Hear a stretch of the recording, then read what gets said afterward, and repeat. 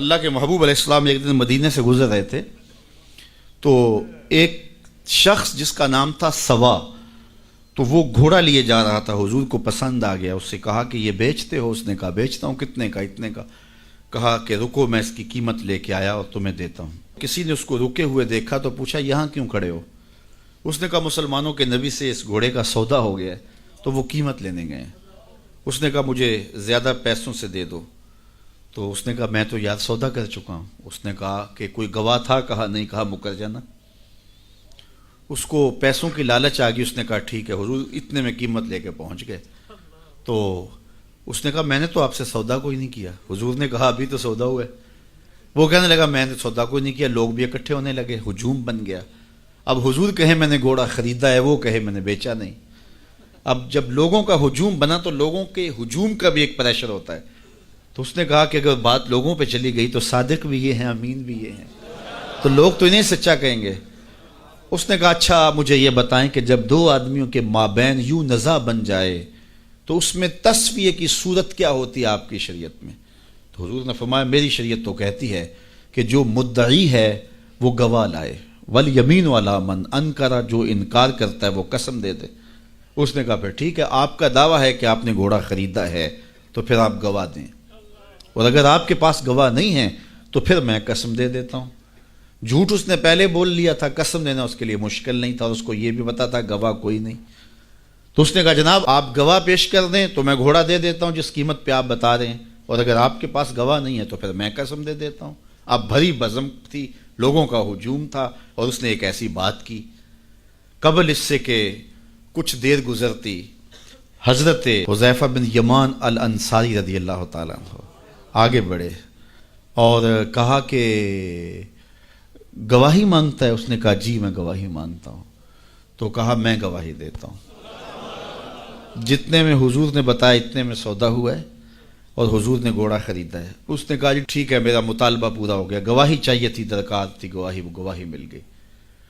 تو اس نے گھوڑا دے دیا اور قیمت اس نے لے لی۔ قیمت اس نے اپنی مرضی کی گھوڑے کے مطابق ہی لی تھی، وہ تو زیادہ پیسوں کے لالچ میں مکرا تھا۔ تو خیر اس کو راستہ نکلنے کا مل گیا، لوگ ہٹنے لگے تو حضور نے حضرت حذیفہ رضی اللہ تعالیٰ عنہ کو اشارے سے قریب کیا اور کہا کہ تم نے گواہی دی، تم تو موقع پہ موجود ہی نہیں تھے، تو تم نے گواہی کیسے دی؟ تو حضرت حذیفہ رضی اللہ تعالیٰ عنہ نے کہا حضور گھوڑا کیا ہے، آپ کے کہنے پہ تو ہم نے رب کی گواہی دے دی، ہم نے رب کو دیکھا تھا، آپ نے کہا نہ ہے تو ہم نے مان لیا، تو یہ گھوڑا کیا ہوتا ہے؟ تو حضور نے حضرت حذیفہ کا ہاتھ پکڑ کے فضا میں بلند کیا اور لوگوں کو کہا جانے والوں رک جاؤ۔ لوگ ٹھہر گئے۔ کہا کسی عدالت کچہری میں گواہ کی ضرورت ہو تو میری شریعت دو گواہ مانگتی ہے، لیکن جہاں میرا خزیمہ ہوگا، ہاں حذیفہ نہیں، خزیمہ بن ثابت انصاری رضی اللہ عنہ، جہاں میرا خزیمہ ہوگا وہاں ایک ہی گواہی دو کے قائم مقام ہوگا۔ فیض پہنچا اے رضا احمد پاک کا، ورنہ ہم کیا جانتے خدا کون ہے۔ میں اگر خدا سے ملنا چاہوں تو مجھے بتاؤ نہ کہ میں کدھر جاؤں، شرق کو جاؤں، غرب کو جاؤں، شمال کو جاؤں، جنوب کو جاؤں، نیچے سوراخ کروں، اوپر سیڑھی لگاؤں، کدھر جاؤں؟ آئیے ذرا قرآن کا اسلوب دیکھیے۔ وَإِذَا سَأَلَكَ عِبَادِي أَنِّي فَإِنِّي قَرِيبٌ، حبیب میرے بندے تیرے پاس آ کے میرا پوچھتے ہیں، بندے میرے ہیں، مجھے ڈھونڈتے ڈھونڈتے تیرے پاس آ گئے اور تیرے پاس آ کے پھر میرا پوچھنے لگے۔ فَإِنِّي قریب، ان آنے والوں کو بتلا دیجئے کہ میں دور نہیں ہوں، نیڑے ہی ہوں۔